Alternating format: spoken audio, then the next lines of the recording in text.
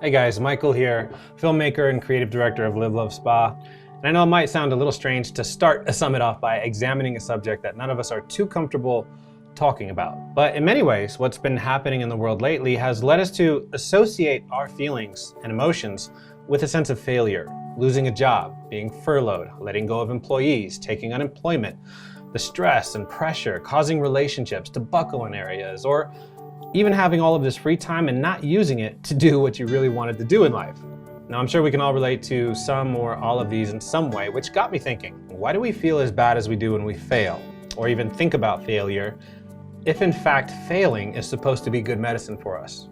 You're failures! Failures! You're embarrassing yourself, you geriatric! For the sake of exploration, I wanted to discuss this topic with those in the spa industry who have inspired me in different ways.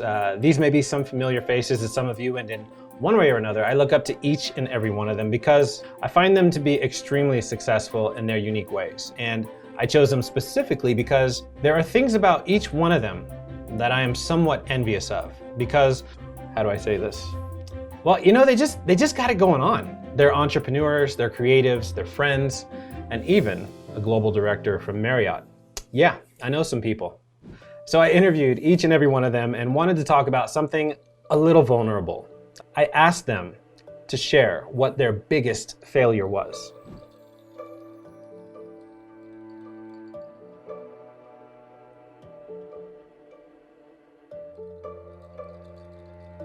Well, actually, that's none of your business. And once we got past all the weird and awkward part, they let me behind the curtain of their success. And what I found was many things, emotional, heavy, inspiring, hilarious, and all in all, authentic. So what was the first thing that came to mind when you opened the email and saw the term, the perfect failure? Thomas Alva Edison. You know the story, right? About how he supposedly failed 10,000 times before he developed the incandescent light. And people used to say to him, "You keep failing." He goes, "No, I don't. I'm just getting closer each time to success." Anytime you fail at anything, you realize, that there's humility and that, you can't possibly know it all and do it all. So I think humility is, it always sets you back, right? And it makes you pause. And then you have to reset. To be able to experience life, and hopefully with moments of joy and positivity, which is what I really try to focus on. The rays of sunshine, okay? I think everybody's super scared of failure. That's a fear of everyone's. And so if it's one of the things that's gonna fail that I do, I learn from it, and I'm okay with that. Well, you can't be a success without being a failure first. There's no way. You're not just born a success, right? So you have to fail, and you have to fall, and you have to bump your head, and you have to cry and then get over it, and that's the only way to move forward. Like, there's no way to be a success without being a failure first. Okay, I know what you're thinking.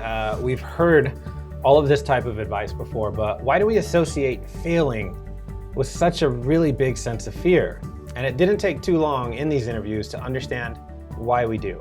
I need to warn you, some of these stories my friends are about to share are a little intense. They all come full circle, but please be respectful towards that vulnerability. Okay, so yes, my biggest failure or mistake was actually to join Shankara or to start Shankara.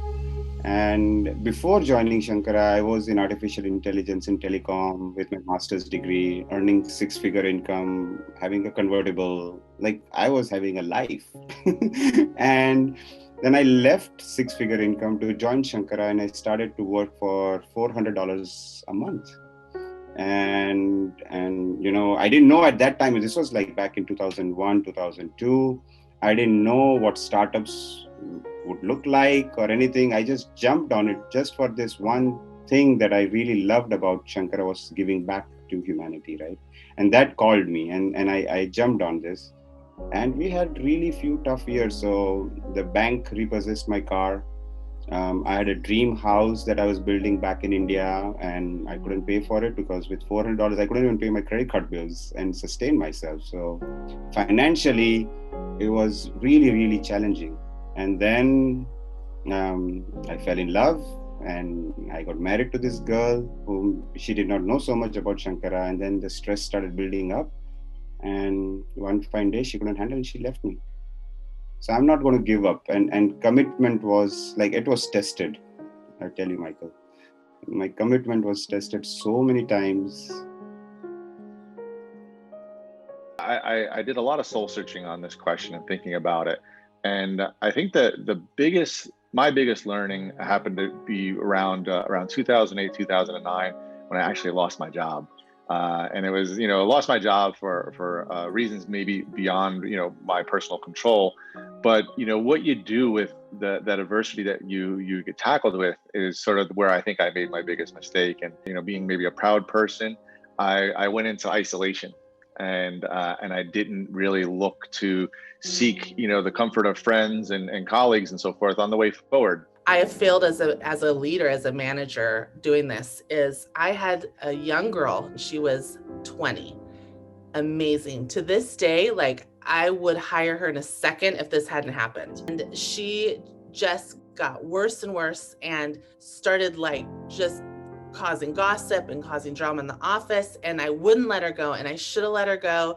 I had warned her. She'd even screamed at me one time, and I was like, no, you don't understand. You're doing a great job. I'm trying to reason with her like a screaming child, and I let it go too long, and it ended up poisoning like that whole crew of people.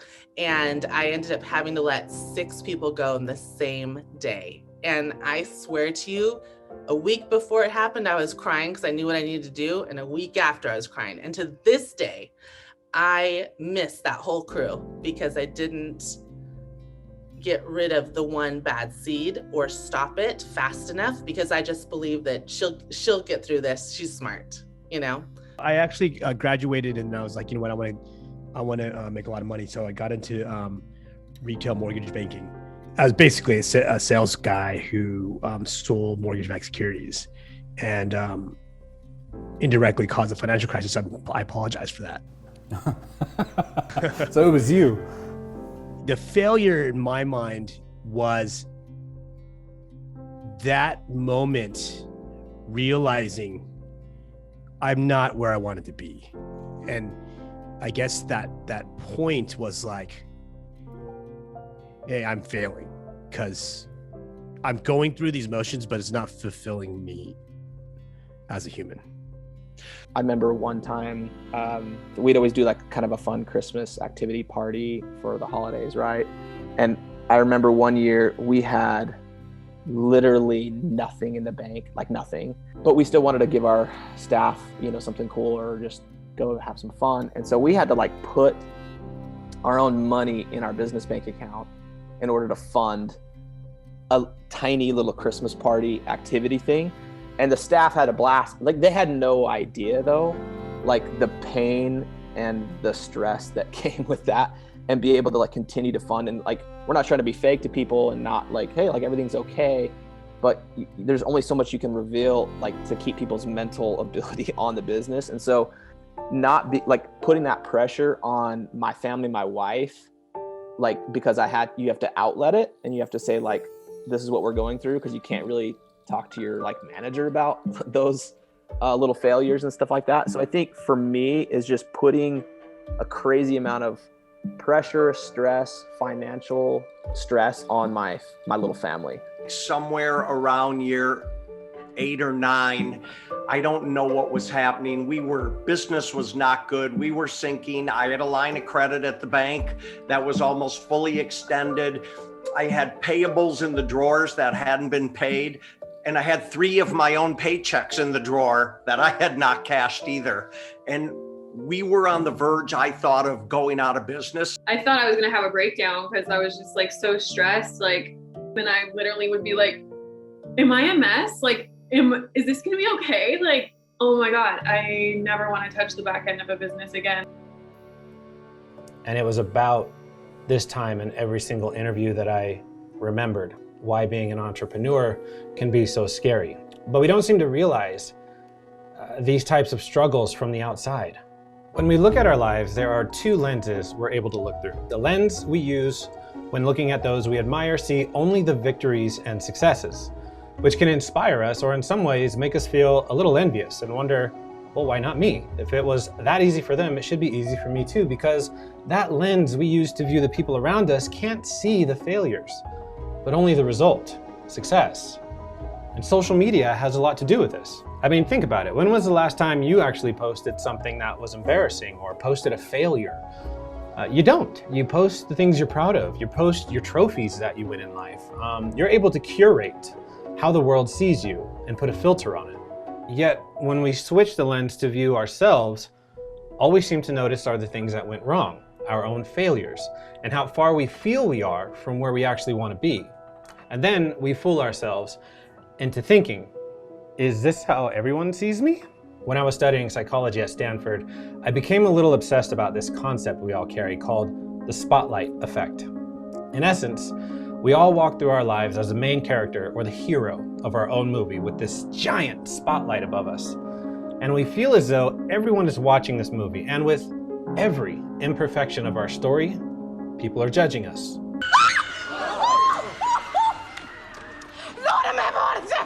A hard reality is when you start to worry about what others think and let it inhibit your ability to do something that you really want to do, you're probably going to learn a little too late that nobody really cares. The amount that we put, like a pressure we put on ourselves, that people are like thinking about us and our startups and our journey. So like say like I'm putting something out there, hey, I'm going to start this thing, and I try, and then it just kind of fizzles out. Like I think we think that other people are thinking about us or putting us under a microscope way more than they're actually thinking that. Like people don't care. I mean, they care about us as human beings and they care about our successes and our failures, but also like people start something and they're excited about a job, and then they quit and they leave. And it's like, no, everybody's in the same boat. Everybody is trying to find their passion, figure out their thing, figure out that next business idea that's going to like take them to the next level. And so I think understanding that we're literally all in the same boat with aspect of like, we're all just trying to find that passion. I don't know how many people came up to me at trade shows or like wherever and just said, hey, how you doing? Yeah, I've seen you're bouncing around a lot. Because they thought that I like had 12 different jobs within those 7 years that I had a distribution company, right? And so I didn't ever think about it before. I was like, I have a distribution company. This means like I work with lots of brands. And so it's so funny because I'm like, oh my God, the perception is I can't keep a job. The novelist Foster Wallace said brilliantly that you'll worry a lot less about what people think about you when you realize how seldom they do. In the world that we currently live in, our normal has been disrupted. It's uncertain, it's unfair, it's not the same as we remember, it's unfamiliar, and it's scary. All of these thoughts begin to poison not only the very core of who we are, but who we can be. And this poison has a name. Its name is fear. In entrepreneurship, we identify with two types of fear. A fear of success is when you have an ongoing fear of succeeding, so much so that you might be inadvertently self-sabotaging yourself. It's not that you think you're incapable of succeeding, it's more about the fear of change that might come and whether or not you're up for it. But more often than not, what holds us back is a fear of failure. We don't know what we might run into, so we need to divulge in more education, more courses. I need to be more prepared for all the things that I could possibly run into, and only then will I take the first real step to my journey. And that's a trap. And we stay stuck in this preparation mode for years. Sometimes we may never even leave this comfort of preparing. The unknown is always going to be unknown unless you step into it. You know, I plan enough, and then I jump out of the plane and I figure out how I'm supposed to land on my way down. I kind of didn't know what I was doing at all. You have to just embrace the fear. I can't think of it any other way. I don't mean it to sound cliche. Sometimes you have to embrace the dark side, whatever that is, and you've got to go forward and commit to winning or beating it. This commitment without enthusiasm and conviction it becomes dry. I just jumped on it just for this one thing that I really loved about Shankara was giving back to humanity, right? And that called me, and I jumped on this. Sticking to the goal staying with it, staying to the mission. It's perseverance. You know, you've got to work hard. I recently just, mentioned something that, work for the job you want, not the one you're paid for.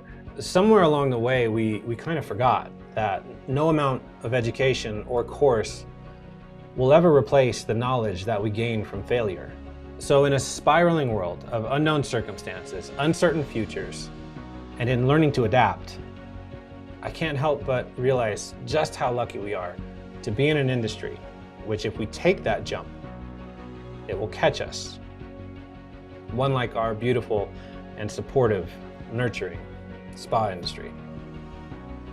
And this industry has supported me like my own family, I just love it. I can't picture that I would have been somewhere else, Michael. This is where I'm meant to be. 33 years in the spa channel.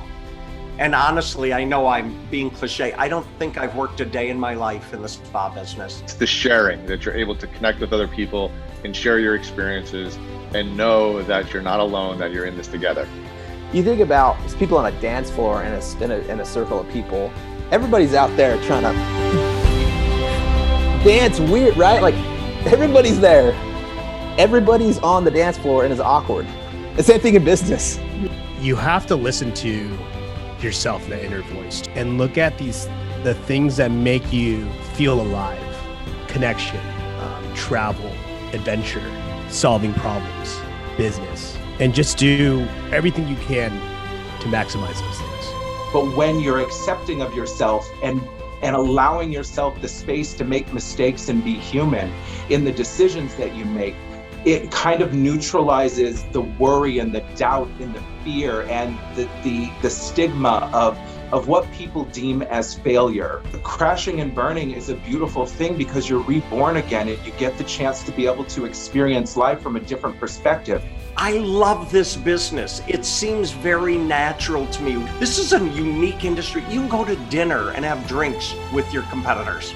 And I think the biggest thing is, stay connected and reach out to your friends and your loved ones and your industry colleagues. Anything is possible. You just have to believe in yourself and go with conviction and commitment. And you don't know what you're supposed to know until you start. You have to start. Enjoy the journey. When you are going through something hard, figure out the daily wins, the small daily successes that can work for you, for your business, that you can chalk up to be successes. If you dug deep into the origination of the trigger of why it is that you respond and feel the way that you feel, that is where all of the work starts. So when you start from that origination, you can heal that hole that you have and then work from there to fill it back up with the greatness that you were meant to be.